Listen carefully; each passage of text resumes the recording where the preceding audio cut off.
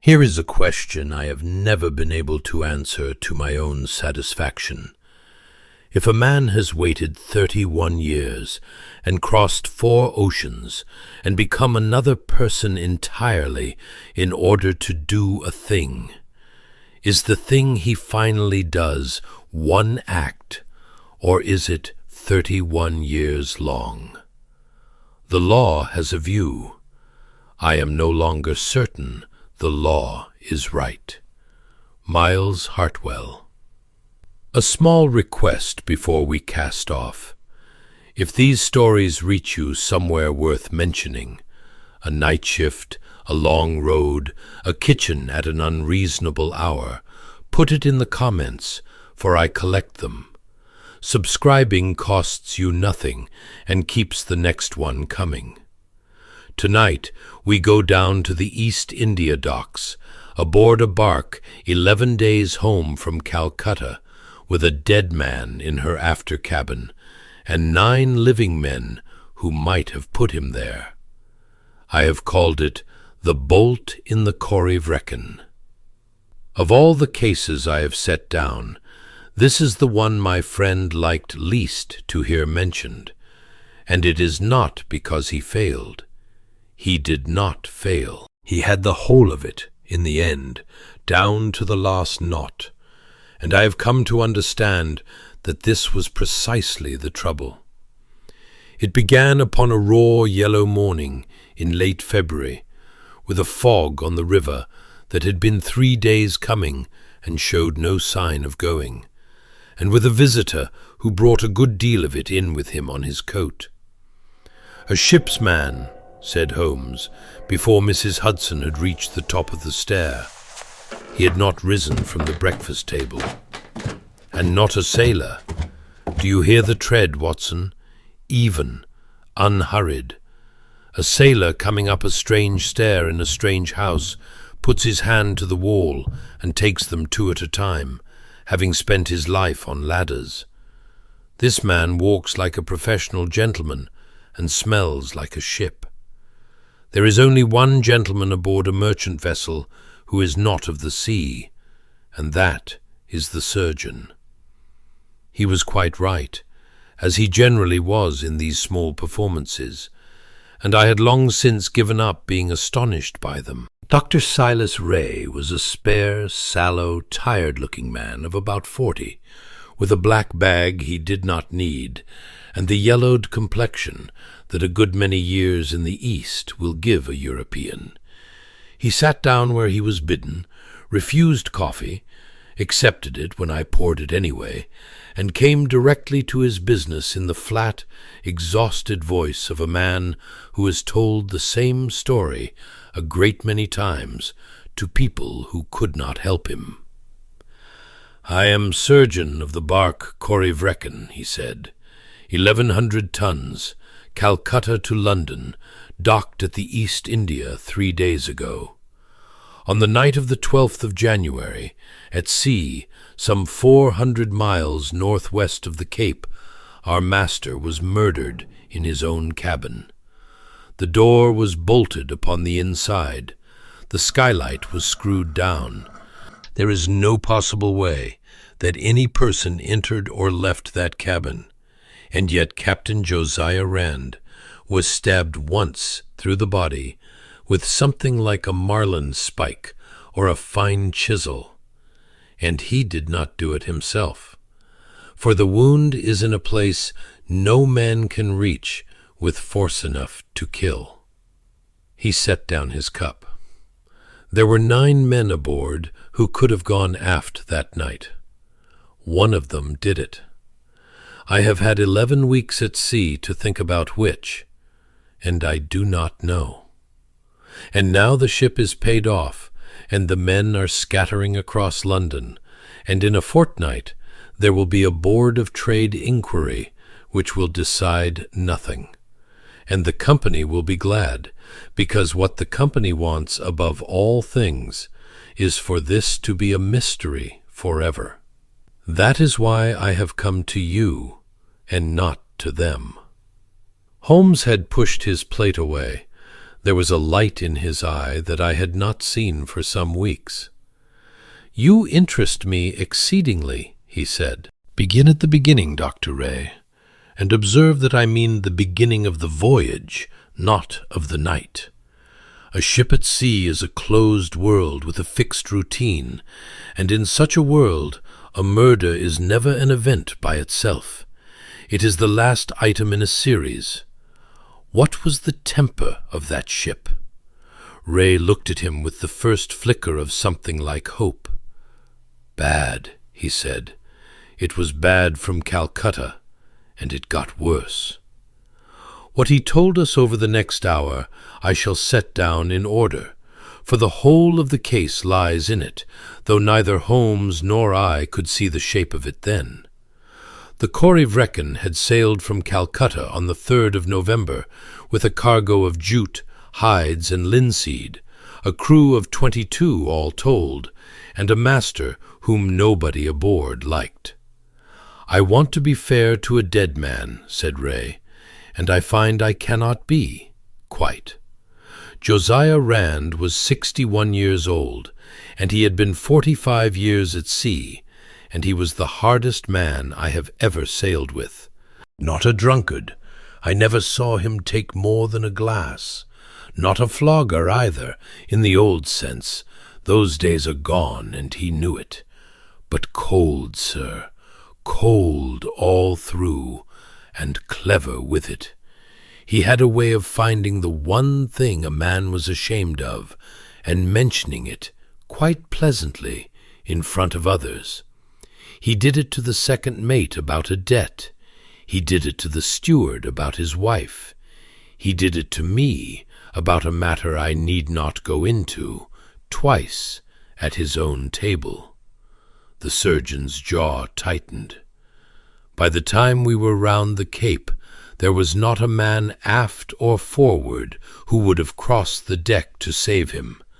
I say that as a fact, and not as an excuse, and you may make of it what you like." "And forward," said Holmes, "was he as hated by the hands as by the afterguard?" "Less. He had little to do with them. That is what the mates are for.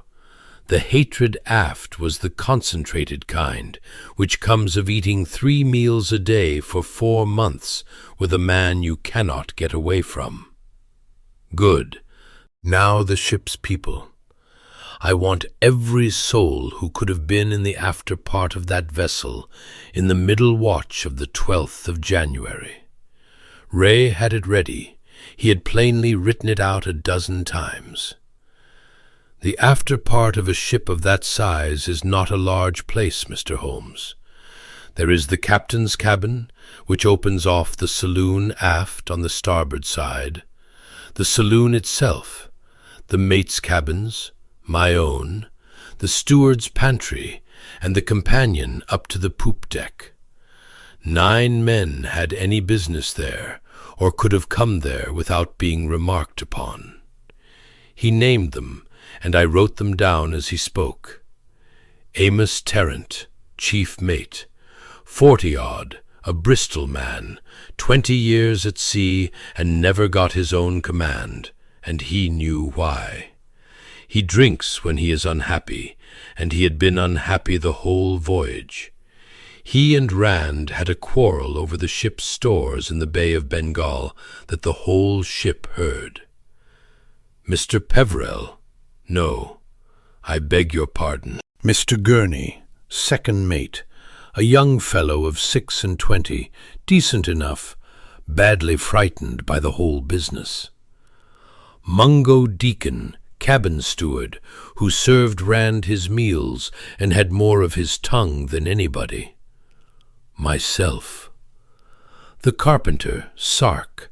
He berthed forward with the other idlers, but a carpenter goes where he likes in a ship, at all hours, and nobody remarks it. It is his trade to be everywhere with a bag of tools. Ezekiel Sark, an elderly man, 60 at least, though as strong as any 2 of the others. A silent creature, kept to himself entirely. the sailmaker, Voss, and the boatswain, Kerr, both of whom had reason to come aft that night, and did. And 2 of the hands who had the wheel and the lookout in that watch, Doran and young Pratt, who were on the poop over the captain's very head from midnight to 4. 9, said Holmes, and every one of them within 30 feet of the dead man at the material time. It is a beautiful situation, Dr. Ray, quite beautiful. In London a murderer may be any one of 5 million. Aboard your ship he is one of 9, and the 9 cannot run away, and their movements are governed by a routine as rigid as a church service. I have seldom been offered anything so promising. He leaned forward. Now tell me how the body was found, and be exact. Exactness is the whole of it. At 6 bells in the morning watch, 7 o'clock, Deacon the steward took the captain's coffee to the cabin door, as he did every morning of his life. The door was fast. He knocked. No answer. He knocked again and called. Then he fetched Mr. Tarrant, and Tarrant and the second mate put their shoulders to it and broke it in. And I want you to understand what breaking it in meant, Mr. Holmes, because the door was not locked with a key. It was bolted. There is a brass bolt on the inside of that door, and it was shot home, and when the door burst, the bolt tore its screws out of the frame, and the whole fitting came away with the wood. I have it in my bag. I brought it to you. He produced it, a stout brass bolt, still shot, still gripping in its socket a little tongue of splintered mahogany, with 4 bright screw holes where it had been wrenched from the door frame. Holmes turned it over twice in his long fingers, and set it on the table with the delicacy one uses for a relic. "That is a fact worth the whole of your voyage," he said quietly. "Go on. The skylight. Above the cabin, in the deck of the poop, there is a skylight, a raised frame with 2 panes in brass-bound sashes, which can be lifted a few inches in warm weather and screwed down in a blow. In the tropics it stands open.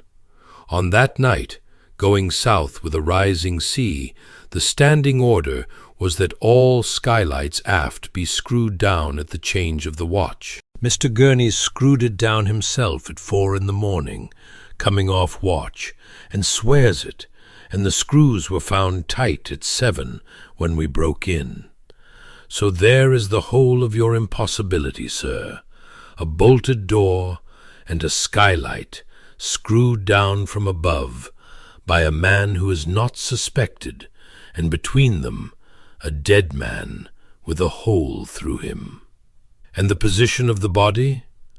On the deck of the cabin, on his back, between the bunk and the settee, in his shirt and trousers, no coat, no boots, cold and stiff when I came to him. I put the death at not less than 4 hours before, which makes it 3 in the morning or earlier. Blood? Ray hesitated for the first time. That, he said slowly, is the thing that has troubled me most, and I could never make anything of it. There was almost none. A single stab through the chest, sir, and a man's heart does not stop pumping the instant he is struck. There should have been a great deal on that cabin deck. There was a little beneath him, and no more. I have thought about it for 11 weeks. I saw Holmes's eyes half close, and I knew from long experience exactly what that meant. "Have you?" he murmured. "Have you indeed? Dr. Ray, I shall want to see your ship this afternoon before your 9 men are any further scattered, and I shall want to see her, if you please, in the order in which a man would move about her at 3 o'clock in the morning." The Corrie Vrecken lay at the East India Dock, with her yards sent down and her decks cluttered, in that condition of squalid undress which a fine ship wears when she is discharging cargo. The fog had thinned to a brown haze through which the forest of masts along the quay showed like winter trees, and the whole place rang with the clatter of the steam winches and the shouting of men and the sweetish, dirty, unforgettable smell of jute and bilge and tar. Holmes went aboard her like a man entering a cathedral. I have seen him examine a great many scenes, but never one that pleased him as that ship pleased him. And I understood why before we had been aboard 10 minutes.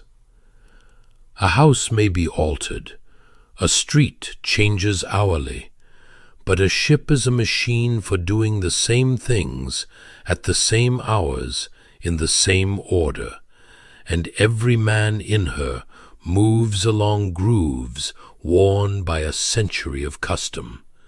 She was, for his purposes, a laboratory. "Everything here is fixed, Watson," he said, standing at the head of the gangway and looking forward along her cluttered length. "The watches are fixed. The hours of the meals are fixed. Who may go where, and when, and with what in his hands, is fixed by a body of custom older than the common law, and rather better observed.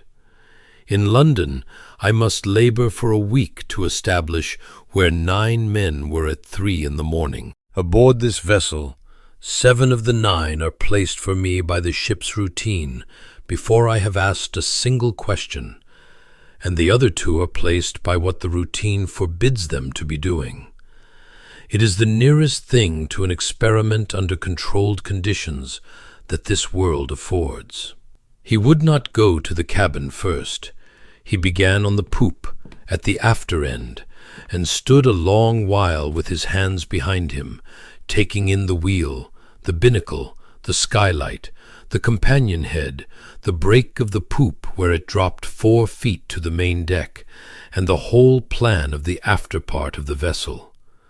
Then he walked it, from the wheel to the skylight, from the skylight to the companion, down the companion into the dark of the saloon, and up again, twice, 3 times, timing himself against his watch and saying nothing.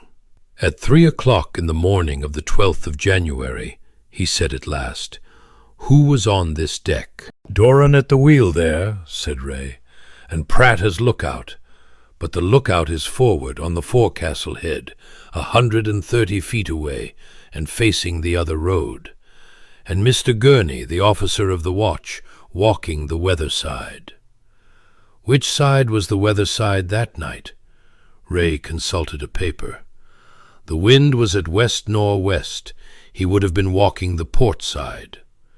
"So that a man standing here, at the break of the poop, on the starboard hand, in the dark of a moonless night, with the officer walking up and down 40 feet away on the other side of a deck-house, and the helmsman's eyes on a lighted compass card, is in effect invisible." "I suppose he is." "He is more than invisible. He is unremarkable, which is far better. Invisibility must be contrived and may fail. Unremarkableness is conferred upon a man by other people's habits and cannot fail at all." Holmes went down on one knee at the break of the poop, on the starboard side, and began to go over the planking with his lens. He was there 20 minutes. Ray fidgeted, and twice began to speak, and twice thought better of it. I knew better than either. At one point, Holmes took out a penknife and scraped at something for perhaps 30 seconds, and examined the blade, and wiped it, and said nothing. When he rose at last, he made no remark whatever about what he had found, and I have since learned that he had found the greater part of the case within those 20 minutes, and elected to say nothing until he was sure of it. "Now the cabin," was all he said.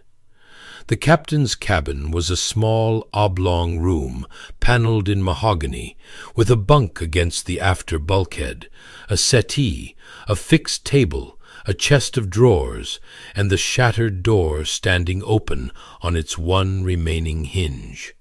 Above, the skylight let down a square of grey London daylight. Everything had been left, at Ray's insistence, as it was found, except that the body had gone ashore at the Cape in a lead coffin, and thence, by another ship, home.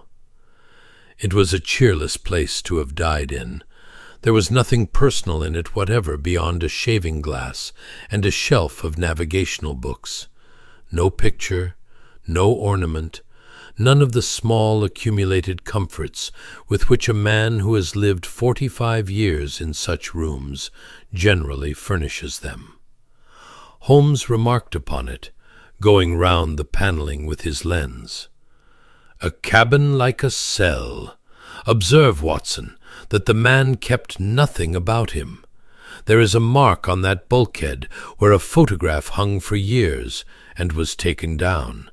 You can see the wood is darker where the frame stood. And here in the drawer a great many receipts, and not one letter." He straightened.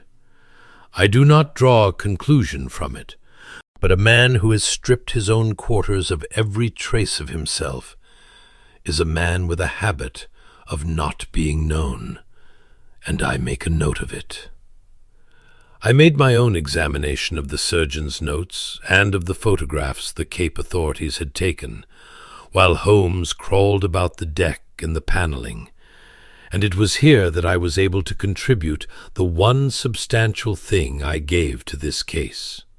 "Holmes," I said, "the wound is wrong." He was at the bulkhead by the settee, with his lens an inch from the wood. "Say on." Dr. Ray describes a single penetrating wound entering below the left collarbone and traveling downward and inward, taking the great vessels above the heart. Now consider the angle. Downward and steeply, some 60 degrees from the horizontal by these photographs. If Captain Rand was standing upright in this cabin, and his assailant was standing before him, then the assailant must have been striking from above, from a height of 8 or 9 feet, which is impossible in a room 7 feet high with a man of Rand's height filling 4 of them. If Rand was lying in his bunk, the angle is possible, but then there should be blood on the bedding, and there is none. The bunk is clean. I laid down the photograph.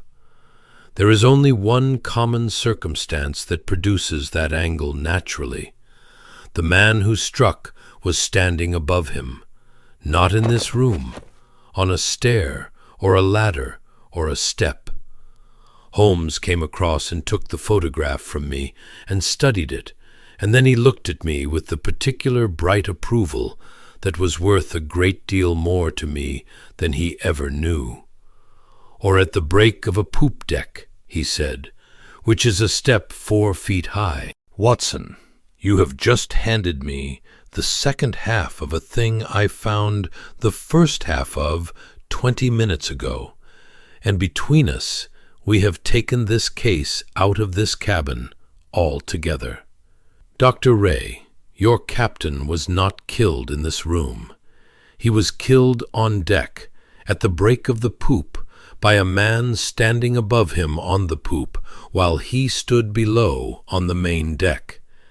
And he was carried down here afterwards, and laid out on his own cabin floor, to make a puzzle of it. That is why there is no blood. The blood is on your deck planking, and it has been wholly stoned away, and I shall show you presently what remains of it." Ray had gone very white. "Then the bolt." "The bolt is a conjuring trick, and we shall come to it. Conjuring tricks are the least interesting part of any case. They are merely mechanical, and any competent man can work one out with a morning's thought. What interests me is the mind that thought this one worth working. Consider, Doctor. Holmes held up a finger. A man kills his captain on deck, in the dark, in a quarrel or in cold blood. What does the ordinary murderer do? He drops the body over the rail and reports him missing. And there is no corpse, no wound, no inquiry that can ever come to anything. A man went overboard in the night. God rest him. It is the simplest and safest disposal in the world, and every soul aboard a ship knows it. Your murderer did not do it. He took the far greater labor and the far greater risk of carrying a dead man 60 feet down a companion into a lighted saloon and arranging him in a bolted room, knowing that this would guarantee an investigation, a board of trade inquiry, and precisely the sort of attention he might have avoided altogether by rolling him under the rail. He lowered his hand. Why? Answer that, and you will have your man. He wanted Josiah Rand found. He wanted him found dead in his own cabin with a hole in him. That was worth more to this man than his own safety, and I confess I do not yet know why, and until I do, I shall not pretend to understand this business at all. We saw the 9 that afternoon, and the next morning in the saloon of the Corrie Vrecken, one after another, and I will not set down the whole of it, for 8 of the 9 interviews produced nothing but the ordinary confused testimony of frightened men. I record what mattered. Mr. Gurney, the second mate, was a fresh-faced boy in a man's position, and he told the same story 4 times without varying a syllable, which Holmes said afterward was the best evidence of honesty he had heard that day. He had screwed the skylight down at 8 bells as ordered. He was certain of it. He had used the screws that were in it. "New screws or old?" said Holmes. Gurney blinked. "Sir?" "The brass thumb screws that hold your skylight sashes. Were they the ship's old ones, worn and stiff, or had they lately been replaced?" The young man thought, and his face changed. "They were new. I remember because I remarked on it to myself. They turned so easily. Chippy must have put new ones in, I thought, and about time. The old ones were seized with salt, and you wanted a rag to get a grip. I never thought of it again till this minute." "Chippy," said Holmes, "that is your carpenter." "That's Sark, sir. It'd be his job." Holmes made a note, without any change of expression whatever, and passed to another subject, and I, who had been watching him for years, saw nothing in his face at all, and thought no more of the screws than young Gurney had. Mungo Deacon, the steward, was a sharp, small, resentful Glasgow man of 50, who made no pretense of grief. "He was a bad man," he said flatly, "and I'm not sorry, and I'll not say I am for you, nor the Board of Trade, nor anybody. He told the whole table about my wife and what she was, in front of the mates, twice, because it amused him. I'd have knifed him myself if I'd had the courage, and I hadn't, and that's the whole truth, and you can write it down." "I generally find," said Holmes mildly, "that the men who tell me they would have done it are the men who did not. Where were you at 3 in the morning?" "In my bunk in the pantry alleyway, 6 feet from the saloon door, and I heard nothing, and that's what shames me. He was carried past my head, sir, if what the doctor says is right, past my very head, and I slept." "Do not distress yourself upon that account. A man carrying a burden in a ship at sea makes less noise than the ship does. Holmes turned a page of his notes. Tell me about the carpenter. Deacon's face registered nothing but mild surprise at the change of subject. Chippy? There's nothing to tell about Chippy. He's an old man that does his work and says nowt. He was aft a good deal? He was aft the same as he was everywhere. That's Chippy's, the steward shrugged. He'd a job in the saloon most of that voyage, as it happens, the panelling on the starboard side working loose with her straining, and he was at it on and off from the Cape, in and out with his bag. You'd not notice him any more than you'd notice the bulkhead. I set that down in my notebook because Holmes had asked it, and I attached to it precisely no importance whatever. And when I read my notes over that night, I passed straight across the line without pausing. I record the fact for the instruction of anyone who supposes that hearing a thing and understanding it are the same operation. The boatswain, Kerr, was a Shetlander of few words, who had been aft twice in that watch to fetch a coil of line from the lazarette, and had seen nobody. The sailmaker Voss, a fat, elderly Dutchman, had been aft once to the pantry for a jug of water at about 2:30, and had seen, he was very positive about it, having been asked a great many times, nobody at all in the saloon, and no light under the captain's door. "No light," said Holmes. "You are certain?" "Sure as I sit here. Dark under the door. I mind it because the old man he was a bad sleeper, and mostly there was a light." "At 2:30 he was already dead," Holmes said to me afterwards, "or already on deck. That is the only useful fact any of them has given me, and it is the negative kind, which is the sort of fact one is offered when one is not yet asking the right question." Doran and Pratt, the two hands of the watch, were brought in together and were plainly terrified of the whole proceeding. Doran, a lean, silent Irishman who had been at the wheel; Pratt, a boy of 19, who had been lookout on the forecastle head and had seen and heard nothing but the sea. Doran had stood at that wheel from midnight to 4, with the binnacle lamp in his face and the captain's skylight 9 feet from his boots, and had noticed nothing whatever.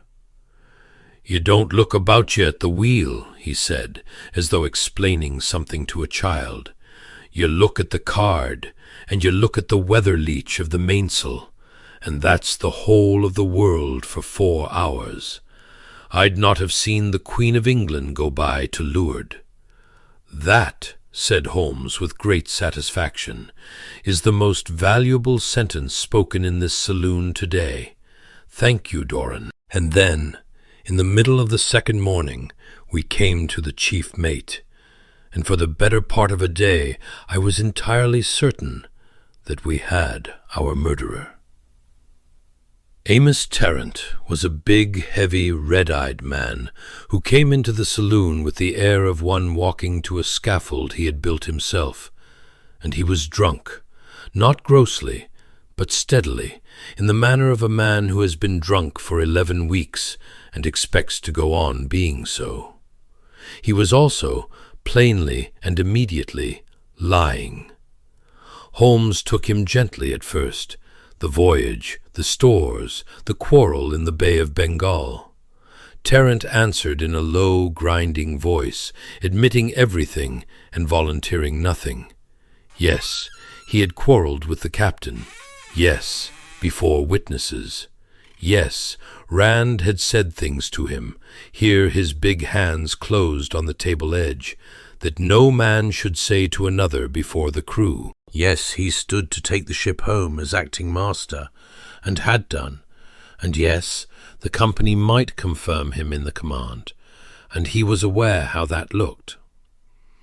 "And on the night of the 12th, said Holmes, Where were you between midnight and 4? In my bunk, asleep. You had the morning watch, 4 to 8.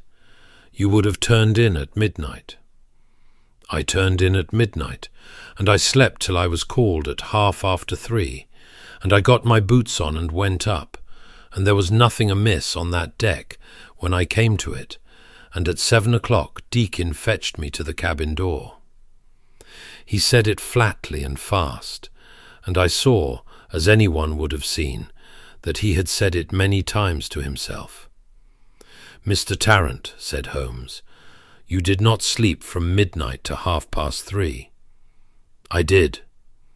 "You did not. You are a heavy man, and heavy men in a ship's bunk in a seaway make a noise, and the second mate's cabin shares a bulkhead of half-inch pine with yours, and Mr. Gurney, who came below at 4, tells me your cabin was silent, and your lamp was burning, and your door was hooked open, which no man does who is asleep. Where were you?" The heavy face worked. For perhaps 10 seconds I thought, and I saw Ray beside me thinking that we were about to hear a confession of murder.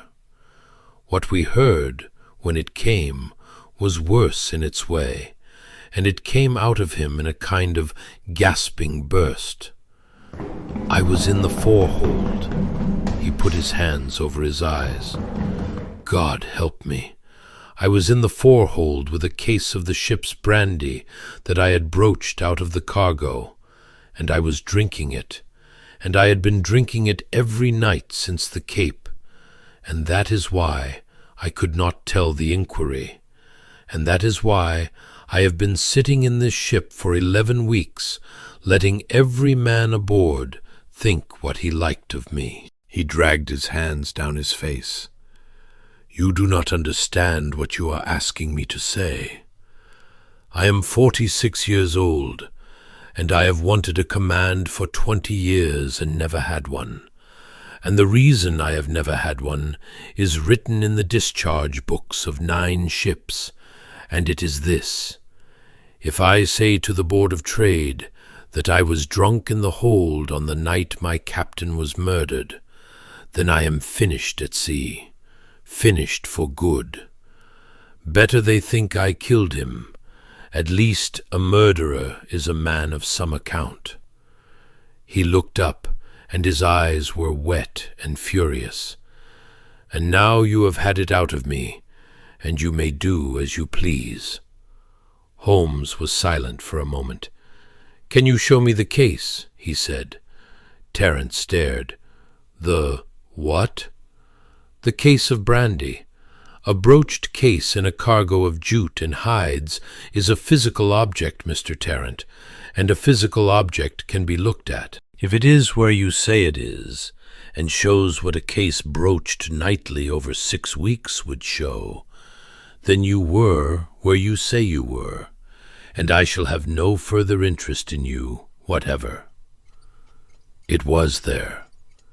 We went down into the forehold with a lantern, the 3 of us and the second mate, and found it wedged behind a stanchion under a tarpaulin, a case of brandy with the top prized off, and 11 bottles gone, and the 12th half full, and a nest of sacking beside it, worn into the shape of a man, and a stub of candle, and the whole reeking place unmistakably a private hell that had been in regular use for a considerable time.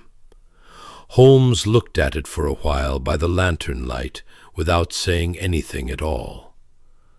"Mr. Tarrant," he said at last, "I shall have to tell the inquiry where you were, because a man's neck may depend on it, and I am sorry for it.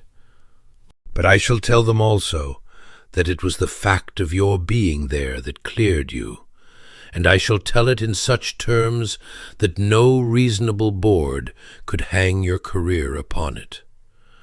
That is the most I can do, and it is not much, and you have my word on it." He turned to go, and then turned back. And Mr. Tarrant, you are not finished at sea. You are finished at sea if you go on with that case of brandy. And you were finished before ever your captain died, and you have known it for years. What you do about that is nothing to do with me or with any board of trade. We came up out of the hold into the gray afternoon, and Ray said wonderingly, "Then it is not him." "It was never likely to be him," said Holmes, "and I have wasted a day upon making sure, which is what a day is for. Consider. Our murderer carried a corpse 60 feet and constructed a sealed cabin at hideous risk in order that the death should be discovered and inquired into. Mr. Tarrant is the one man aboard this ship who wanted no inquiry of any kind, and who had every reason on earth to want Josiah Rand to go quietly over the rail and be written up as lost overboard. The whole design of this crime is aimed at a purpose that would have ruined him. No, it is not Tarrant." He looked up at the shrouds against the dirty sky. "It is somebody who wanted it known, and I begin to have a very ugly idea of why." He showed us the deck that evening, when the dock had gone quiet, and the gas lamps along the quay had come on in the haze, and the Corrie Vrecken lay dark and creaking against her fenders, with only an anchor watch aboard. We went up onto the poop with a bull's-eye lantern, and Holmes lay down full length upon the planking at the break of the deck, on the starboard side, and turned the beam along the boards at the flattest angle he could manage, so that the light ran across the wood almost parallel to it. "Observe," he said, "a ship's deck is holystoned every morning of her life, scrubbed with sandstone and salt water until the planks are white. Nothing survives it. A stain upon the surface of a plank is gone in a single morning, and whoever cleaned this deck knew his business and had all night to do it. Look at the planks. They are innocent. They are the whitest planks aboard." "Then there is nothing to find," said Ray. "There is nothing to find upon the planks, but a deck is not made of planks alone." The narrow beam crept sideways. "Between every 2 planks there is a seam, and the seam is caulked with oakum, and then filled with hot pitch, and the pitch stands a shade proud of the wood, and then wears down. Pitch is not scrubbed white. Pitch is black to begin with, and holystone does very little to it. And pitch, gentlemen, is porous while it is old and weathered, and it will take up a fluid spilled upon it and hold it, deep in the seam, where no sandstone in the world will reach." He stopped, and the lantern beam stopped with him. "And here," he said, "is what a man does about that, when he has scrubbed his deck all night, and knows in his soul that the seams have drunk what the planks would not hold." I knelt beside him and looked where the light lay. Between 2 planks, over a length of perhaps 5 feet, the seam was different from its neighbors. Not obviously, not to a casual eye. The pitch was blacker, and it stood a little more proud, and where every other seam on that deck was crazed and dulled and worn into a fine gray-black web by months of sun and salt and scrubbing, this one was smooth. "It has been raked out and paid afresh," said Holmes, "recently, somewhere in the South Atlantic, on a ship where the deck seams were not otherwise due for attention for a 12-month. He could not clean it, so he cut it out and replaced it, and did it well, and did it, I should judge, within a day or two of the 12th of January. He got to his feet and dusted his knees. Dr. Ray, who pays a deck seam aboard a ship? Ray had not spoken for some moments. The carpenter, he said. The carpenter. There is no other man aboard who owns the tools, or the skill, or the standing to do it unremarked. A sailmaker cannot. A mate would not.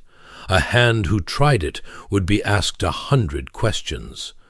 Only Chippy may go about a ship at any hour with a caulking iron and a pot of pitch and excite no more comment than a cat. Holmes closed the lantern shutter, and the deck went black. It is the same hand that put new thumbscrews in the skylight some days beforehand, so that they should turn easily and quietly at 4 in the morning under a man's fingers. Come below, and I will show you the rest of it, for I promised you a conjuring trick, and you had better have it. We went down into the cabin, and Holmes lit the lamp and held it up to the bulkhead beside the settee. And there, at about the height of a man's chest, running some 14 inches across the mahogany paneling, was a shallow, bright score in the varnish, curving very slightly, such as a hard, blunt metal object might make if it was swung against the wood and dragged. I found that on the first morning, he said, and could make nothing of it. Now measure with your eye. From the skylight frame above us to this mark is about 7 feet. From this mark to the door, and to the bolt upon the door, is a further 5. No arm reaches 12 feet. He set the lamp down. But a boat hook does. There are 4 of them in this ship, in the racks along the after-house, and they are 12-foot ash staves with an iron head that carries a hook and a spike. Ray, be so good as to fetch me one. Ray came back with it in a minute, and Holmes took it and stood beneath the skylight and looked up. Consider the sequence, and consider what it demands of a man. He has carried the body below and laid it here. He goes out by the door and closes it, leaving it unbolted. He goes up the companion to the poop. The skylight above this cabin stands open some 4 inches, as it has stood open the whole passage from Calcutta. He lies down upon the deck beside it in the dark, and he passes 12 feet of boat hook down through that gap at an angle, and he must then, working blind, upside down, with his arm through a 4-inch slot, place the hook against a brass bolt he cannot see, and slide it home. It cannot be done, said Ray. It could not be done by you or by me, and it could not be done by any man in a hurry, and I should not care to attempt it in a swaying ship. Holmes turned the shaft in his hands. It can be done by a man who has spent 11 weeks with the run of this saloon, repairing the paneling, who has had that door open and that bolt under his hand 50 times, who knows to the half-inch where the socket sits, and who has spent every night of those 11 weeks lying in his bunk, rehearsing the motion. And even he made one error, which is the mark upon that bulkhead. The first cast of the hook went wide and struck the wood, and he had to draw it up and try again.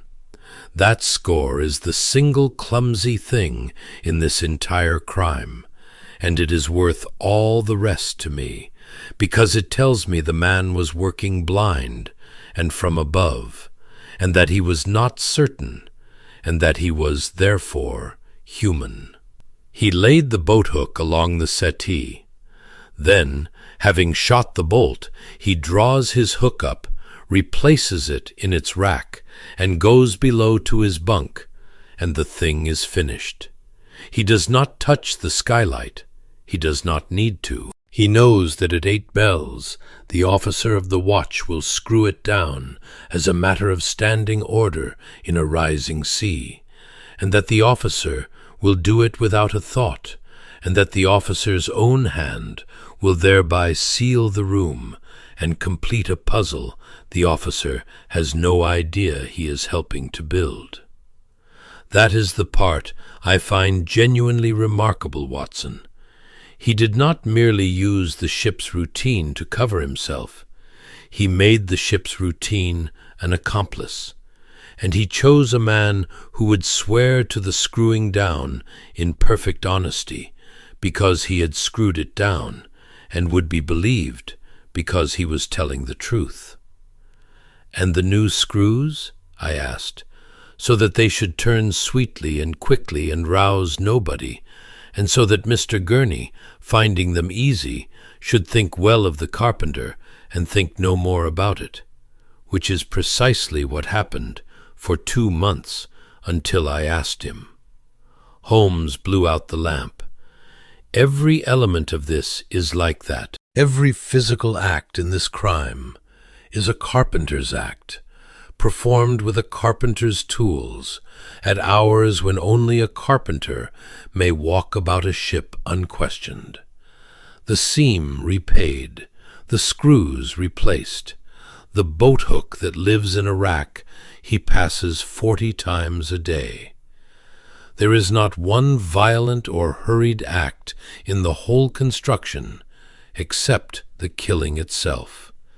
It is the work of a patient man who has thought about very little else for a very long time, and who is not in the least afraid of being caught, which is a thing I have met perhaps 3 times in my career, and have never once found harmless."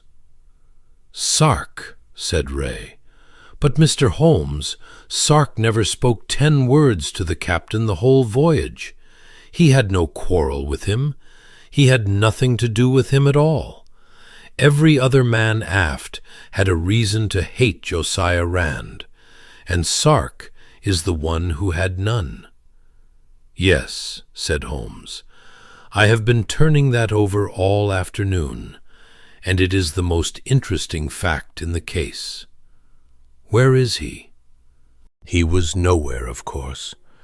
We had lost 2 days upon Amos Tarrant, and in those 2 days the crew of the Corryvreckan had been paid off at the shipping office, and had gone where paid-off crews go, which is to say, into the vast anonymous sponge of Dockland, London, and Ezekiel Sark had gone with them. The shipping office gave us what it had, and it was Holmes's habit never to despise a document, and it was a document that broke this case open. Sark had signed on at Calcutta on the 28th of October as ship's carpenter, producing a discharge book and a certificate of competency in the name of Ezekiel Sark, showing his last previous ship as the Ardnamurchan out of Greenock, discharged Bombay, August of the year before. Holmes read it twice, and then sat quite still with it in his hand for so long that I asked him whether it was of any use. "It is of the very first use," he said, "because it is a lie, and it is a lie of a particular kind. Watson, hand me the register." He had bought a Lloyd's register on the way, being Holmes.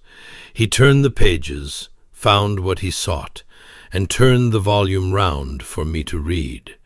And there it was, in the plain small print that records the deaths of ships.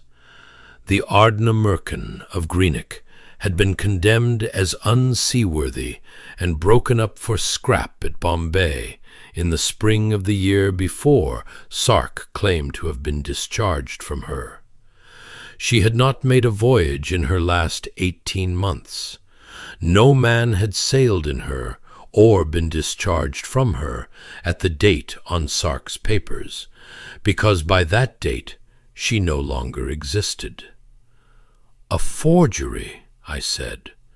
"A forgery, and here is the beauty of it. A forgery is a piece of self-portraiture if one reads it properly. This is not the work of an impostor who cannot do the trade. An impostor cannot pay a seam so that a shipmaster's eye passes over it, nor put a boat-hook through a skylight and drop a bolt into its socket at the first attempt in the dark. The man is a carpenter to his fingernails. He has been one for 40 years. He did not forge a certificate because he needed a trade. He forged it because he needed a name." Holmes closed the register with a snap. He wanted to be aboard that particular ship, under a name that was not his own, and he did not care what it cost him. "Watson, I have been asking the wrong question for 3 days. I have been asking who had a reason to kill Josiah Rand. The question is, who had a reason to find him?" The dead man's effects had come home in the ship and lay in the shipping company's store at the dock. A sea chest, a chronometer in a case, a bundle of charts, a bag of clothes. The company's clerk, a nervous person who wanted the whole business ended, made no difficulty about our opening the chest. It was the chest of a man who had spent 45 years at sea and accumulated almost nothing. 2 sextants, a worn Bible with no name in it, a packet of receipts, 3 photographs of a woman, none of them recent, a tin of loose buttons, and at the very bottom, under a folded oilskin, a flat japanned box with a broken lock, and in the box, a bundle of old papers, brown at the folds, tied with tape that had gone soft with age. Holmes untied them on the clerk's counter, with the fog pressing at the windows and the winches clattering outside. They were a man's professional life in a dozen sheets. Certificates, discharges, the small documentary sediment of a career. And the earliest of them, dated 31 years before, was a certificate of competency as second mate issued at Liverpool, and it was not made out in the name of Josiah Rand. It was made out to Josiah Rand Sedgwick. "He dropped a name," I said. "Men do. Men do. It is not in itself a crime, nor even a curiosity. Half the masters in the merchant service have simplified themselves at some point." Holmes was going through the papers swiftly now. "But a name dropped 31 years ago, in the same decade in which our carpenter forged himself a new one, Watson. I want the newspapers. Not these. I want a file of the shipping papers for the year this certificate was issued, and the year after it, and I know where to get them." We spent the whole of the next day at the offices of a shipping journal off Cornhill, in a back room smelling of dust and old ink, with the bound volumes of 31 years ago open on a table before us. Holmes went through them at a rate I could not follow, his eye running down column after column of arrivals, sailings, casualties, and Board of Trade inquiries, and at 4 in the afternoon, in the volume for the following spring, he stopped and did not speak for a long time, and then said, in a voice quite unlike his ordinary one, "Here it is. Read it, Watson. Read the whole of it, and then tell me what you would have done." It was a report, some 3 columns long, of a Board of Trade inquiry into the loss of the emigrant ship Marion Sedge, wrecked on a lee shore off the west coast of Ireland in the November gales, with the loss of 141 souls, the greater part of them emigrants bound for Quebec, men, women, and a great many children battened below when she struck. I read it through.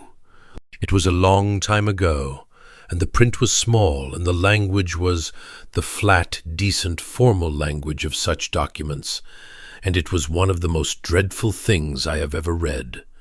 The gist of it was this. The Marion Sedge had been an old ship, and the inquiry heard that she had been sent to sea in a condition her master had protested about in writing to her owners, a letter which the owners' council said had never been received, and of which no copy could be produced. The master had died on the beach with most of his crew, and the whole weight of the evidence upon the one point that mattered, whether the ship had been unseaworthy when she sailed, and whether the master had warned the owners, and whether the owners had sent her anyway, rested upon the testimony of the one surviving officer, the second mate, a young man of 23, who had got ashore in the only boat that swam. The second mate had testified that the ship was sound when she sailed, that he had never known his master to write any such letter, nor to complain of her condition, that the loss was owing to the weather and to an error of navigation by the master, who had put her too far in with the land. The court had found, accordingly, no blame attached to the owners. The dead master, who was not there to answer, was found to have hazarded his ship. No compensation was paid to the families of the drowned, because there was no fault to compensate for. The owners went on trading for another 20 years, and the second mate, whose evidence had done all this, and who was noted in the report as having been engaged by the same owners in a better berth within the month, was named Josiah Rand Sedgwick. I put the volume down. My hands were not quite steady.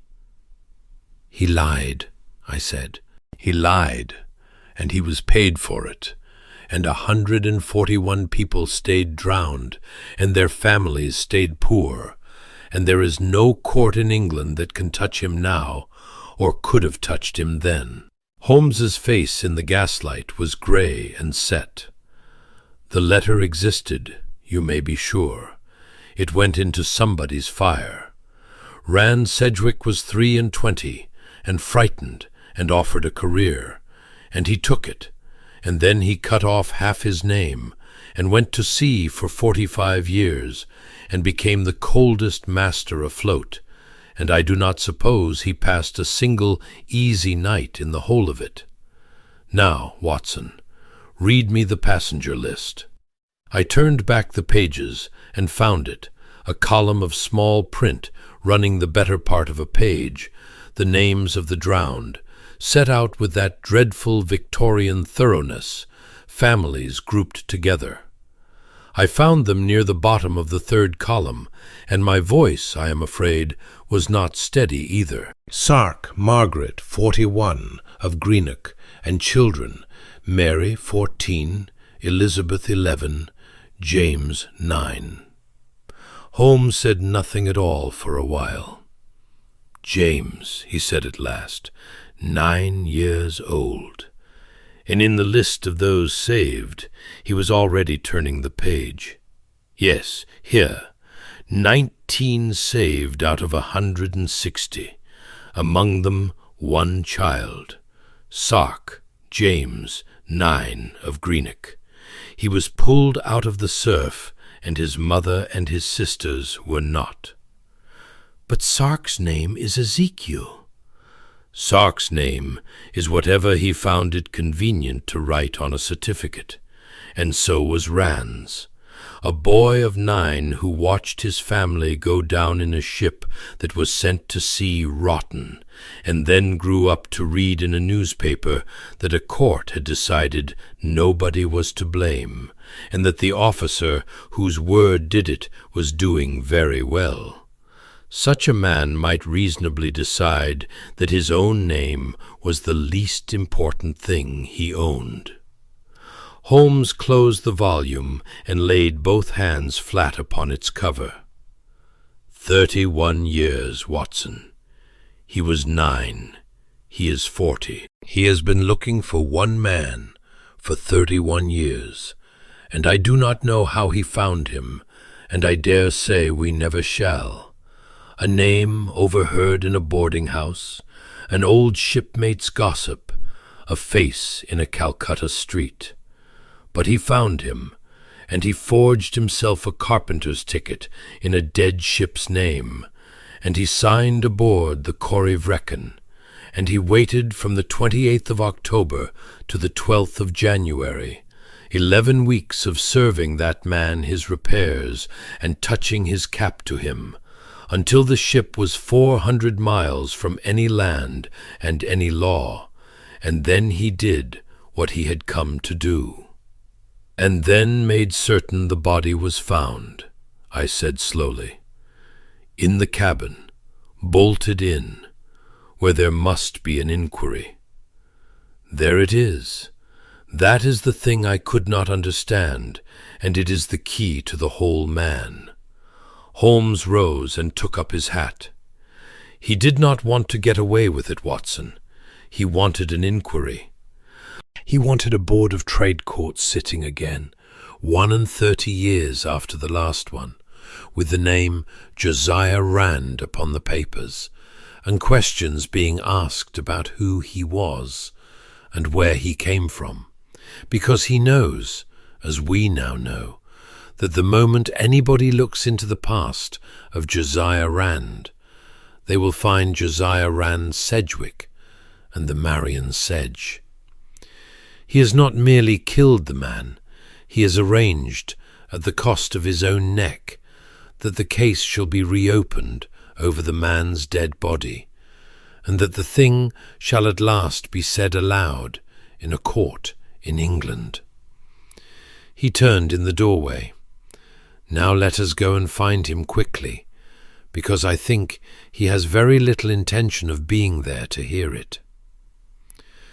We found where he had been within 4 hours, which was fast work, and 4 hours too slow, which is the whole of what I have to tell. Holmes did it by the method he always used in Dockland, which was not deduction at all, but organization. A paid-off carpenter with money in his pocket does not vanish into the air. He lodges somewhere within a mile of the dock gates, and he lodges in the sort of house that takes seamen, and there are perhaps 40 such houses about the East India. Holmes had the list from the shipping office, divided it in 3, gave a third to me, a third to Dr. Ray, and took the largest third himself, and by 9 o'clock that night we had our house, a tall soot-black building in a court off the Commercial Road, kept by a Mrs. Latch, where Ezekiel Sark had taken a back room on the day the ship paid off, and had lived in it for 6 days. Had lived. Mrs. Latch was a broad, calm, unsurprised woman who had kept seamen for 30 years, and had long ago stopped wondering about any of them. "Gone this morning," she said, "paid to the day, and left the room swept, which I'll say for him, they mostly don't. A quiet old party, never drank, never had a soul come near him, sat up in that room of a night with a candle, and never a sound out of him." "Gone where?" said Holmes. "To sea. Where else? He come down at 5 with his bag and his tools, and he says, 'Mrs. Latch, I've a ship.' She wiped her hands upon her apron. I says, 'Which?' And he says, 'The Southern Cross, for Valparaiso.' And I says, 'That's a long road at your age.' And he says—" She paused, frowning slightly, as at something that had struck her at the time. He says, "It's the road I'm going, missus." And off he went down the court, and that was the last of him. Holmes's face had not changed at all. "When did she sail?" On the morning tide, sir. 8 o'clock or near it. I looked at the clock upon her kitchen wall. It was 9:15 at night. The Southern Cross had been 13 hours gone. "Mrs. Latch," said Holmes, and his voice was perfectly level, "may I see the room?" It was a bare back room on the 3rd floor, with a bed, a chair, a washstand, and a window looking onto a wall. The bed was stripped, the floor had been swept, there was nothing in it at all, and Holmes went over it for 20 minutes with the lamp, and found precisely one thing. On the deal table by the window, burned into the wood in a neat row, 6 small round scorch marks, where a candle had been set down and left to gutter out, 6 separate times in the same place. 6 nights, he said. He sat here 6 nights with a candle, in a room with nothing in it, not waiting for a ship. A berth in an outbound bark is to be had in a morning at these docks, and he could have sailed on the Tuesday if he had wanted only to be gone. He set the lamp down on the scorched table. He was waiting to be sure of something, and I am very much afraid I know what it was, because I have spent this week supplying it to him. "You cannot mean—" "I mean that on Monday a ship's surgeon walked into Baker Street, and that within 2 days it was known along that dock that a consulting man from London was aboard the Corryvreckan, asking questions about her poop deck." Holmes's mouth was a thin line. He was waiting to see whether anybody would take it up. He had built the whole thing to force an inquiry, and an inquiry can be smothered. What he needed was somebody who could not be got round. He sat in this room for 6 nights with a candle to find out whether such a person existed, and when he was satisfied that one did, he went down to the river and took a berth. I have not been chasing this man, Watson. I have been his guarantee. We went down to the river anyway, because Holmes would not take it on a landlady's word, and we stood at last at the end of a wet stone stair below the dock, with the tide running black and the lights of the shipping smearing away downstream into the fog. A river policeman confirmed it in a dozen words. Bark Southern Cross, Valparaiso, dropped down on the morning ebb, past Gravesend by noon. She would be off the Lizard by now. She would not touch land again for 90 days, and when she did it would be a Chilean port, and there is no extradition upon the earth that will fetch a man out of a Chilean port on the word of an English inquiry that has not yet sat. Holmes stood a long while looking at the water. The fog came up off it in slow coils, and the ebb went by beneath us with that heavy, unhurried sound a great river makes at night. And somewhere out in the dark, a steam tug was working down with a string of lighters, her whistle going at intervals. 13 hours, I said. If we had not spent 2 days upon Tarrant. If we had not spent 2 days upon Tarrant, we should have hanged Tarrant, or come near enough to it to ruin him, said Holmes. No, Watson, I will not have that. The 2 days were correctly spent. The error is not there. He was silent a moment. The error, if there is one, is that I spent the 3rd day upon a bound volume in Cornhill instead of upon 40 boarding-houses, and I would spend it the same way again, because until I had read that volume I did not know what I was chasing, and a man who does not know what he is chasing catches the wrong thing. There is no version of this in which I am 4 hours quicker, and also right. He turned up his collar. He was always going to be gone. He gave himself 6 days ashore because he needed 6 days to be sure the thing had taken, that the ship had reported, that the inquiry was fixed, that the questions would be asked. He waited exactly as long as his purpose required, and not 1 hour longer. He has been managing this for 31 years, Watson.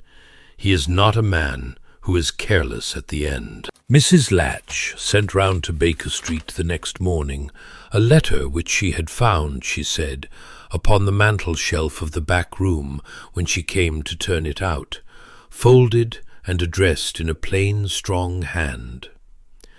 To Mr. Sherlock Holmes, of Baker Street, when he comes. Holmes read it standing at the window with his back to me, and then, without a word, he handed it over, and I have it still. Sir, they tell me at the docks that a tall gentleman from London has been aboard the ship asking after the seams of her poop deck. I did not think anybody would look at the seams.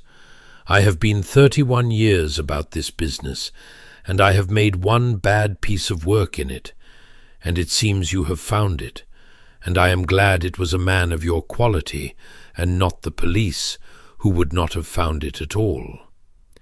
I will not be taken, and there is no sense in your following. By the time you read this, I am where the writ does not run.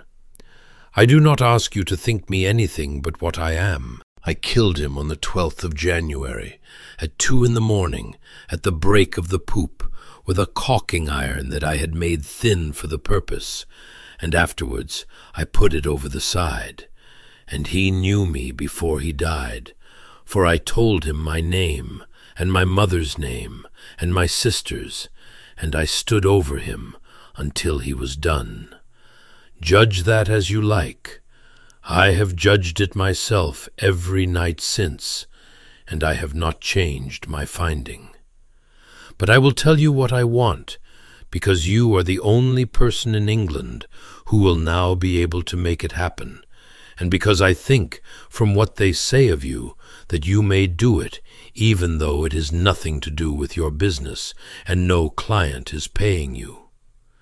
In November of the year I was 9 years old, the ship Marion Sedge went ashore on the Irish coast with my mother, and my 2 sisters battened below, and 141 people were drowned. She was rotten, and her owners knew it, and her master wrote and told them so, and when the court sat, the letter could not be found, and there was one officer living who could have spoken to it, and he swore she was sound, and that my master had never written any such thing.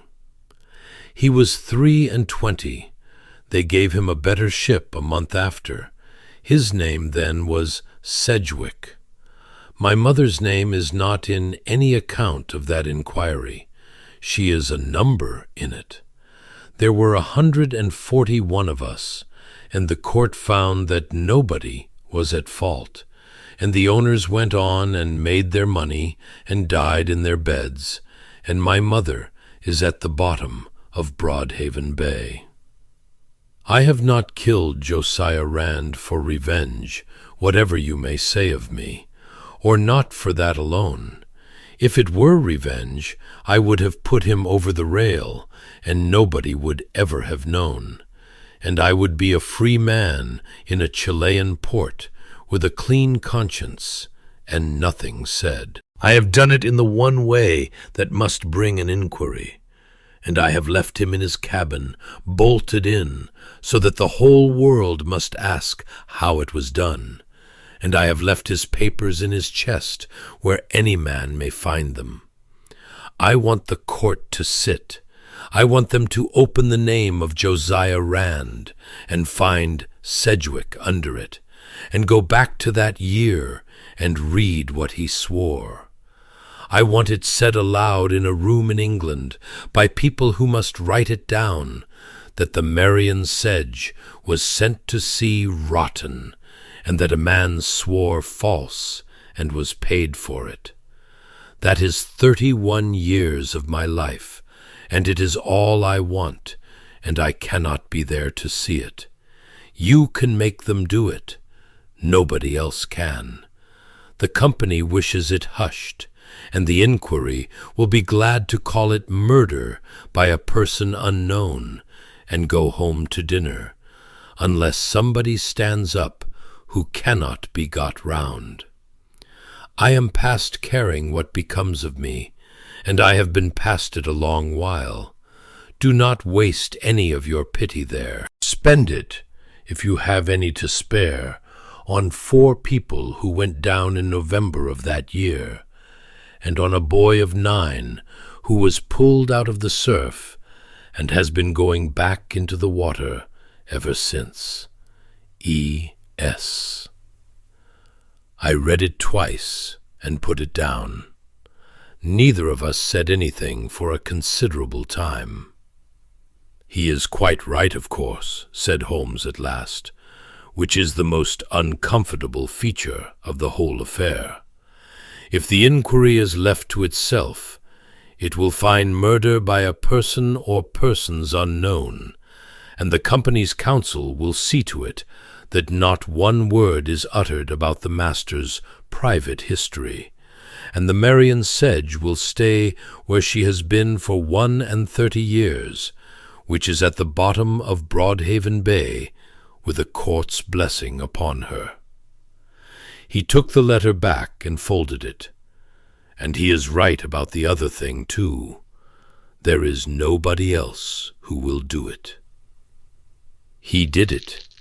I do not think I have ever known him work harder for a fee he was never paid." The Board of Trade inquiry into the death of Josiah Rand, master, sat for 4 days at the beginning of April, and Sherlock Holmes was before it for the better part of 2 of them. He gave them the deck seam, and the boat hook, and the skylight screws, and the wound angle, and he gave them, in that dry, unhurried voice, the name of the man who had done it, and the forged certificate under which he had shipped, and the name of the vessel in which he had left the country. And when the company's counsel, who was a very able man and had been very well briefed, rose to suggest that the private history of the deceased was hardly germane to the manner of his death, Holmes agreed with him pleasantly, and then took 40 minutes to explain, with dates, why a court could not determine the motive of the killing without determining the identity of the killed, and why the identity of the killed was a matter of the Marion Sedge. It went in. The court had it read into the record. The loss, the 141, the master's letter that could not be found, the evidence of the second mate, the finding, and the second mate's engagement by the same owners within the month. The report of the inquiry, when it was printed, carried the whole of it in 6 columns, and 2 of the daily papers took it up, and there were letters, and a question was asked in the House by a member for a Scottish constituency about the loss of emigrant ships and the conduct of Board of Trade inquiries in the 50s. And nothing whatever happened. The owners of the Marion Sedge had been dissolved for 11 years. The men who had burned the letter, if it was burned, were dead. The court of 31 years ago could not be reconvened, its finding could not be set aside, and there was no living person against whom any process could issue. The inquiry found that Captain Josiah Rand had been murdered by Ezekiel Sark, ship's carpenter, now beyond the jurisdiction, and recommended that a warrant should lie against him, and it noted the Marion Sedge matter in a paragraph of grave and careful English which committed nobody to anything, and it rose, and everybody went home. Dr. Ray came to Baker Street on the last evening of it, before going down to Cardiff to join another ship, and sat with us an hour, and drank a glass of whisky, and said very little. At the door he turned. "I have been trying for a week to decide what I brought you into this for," he said.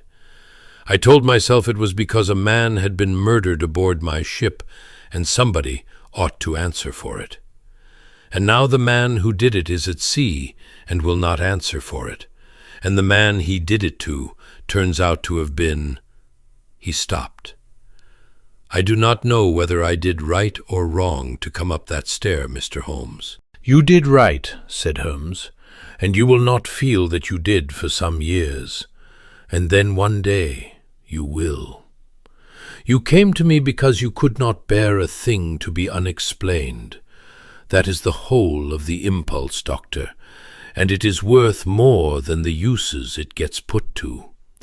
Everything else that has happened is the world's doing, and not yours." When he had gone, Holmes stood a while at the window, watching him walk away up Baker Street in the rain. "6 columns," I said, "and a question in the House, and a warrant that will never be served on a man in Valparaiso. Was it worth 31 years? That is his arithmetic, not mine, and he made it long before I came into it." Holmes was looking at the fire. "But you have asked the wrong question, Watson, and I have been asking it too all this week, and it has kept me from sleeping. The question is not whether it was worth it to him. The question is what we are to say about the rest of it." "The rest of what?" "Of him, of the whole transaction." He turned. "Consider what I have actually done in this business. I was engaged by a ship's surgeon to discover who murdered his captain. I discovered it. I laid the whole of it before a court, and I gave them the man's name, and if he had been in England, he would have hanged upon my evidence, and I should have thought it a good week's work, and gone to a concert. Instead of which he is at sea, and I find, and this is the part I do not care for, Watson, I find that I am not sorry.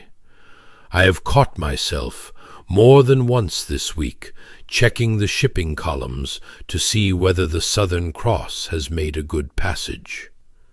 He said it without any pleasure at all. "That will not do. I am not a court of morals, and I have no business keeping a private ledger in which a man's dead mother is set against a hole in another man's chest, and a balance struck. The moment I begin to decide which murderers I am sorry for, I am no longer any use to anybody, least of all to the next frightened person who comes up that stair with a case where my sympathies happen to lie the other way. And yet you spent 2 days in that court, forcing them to hear about the Marion sedge, which was precisely what he asked you for." "I did, and I have been telling myself for a week that I did it because a court cannot determine a motive without determining an identity, which is perfectly true, and was my reason, and I am about half convinced by it." He gave a short, mirthless laugh. "The other half knows quite well that when I stood up and made them write down the name of a woman drowned in Broadhaven Bay in November of that year, I was doing an errand for a murderer, because he asked me to, and because I thought he was owed it.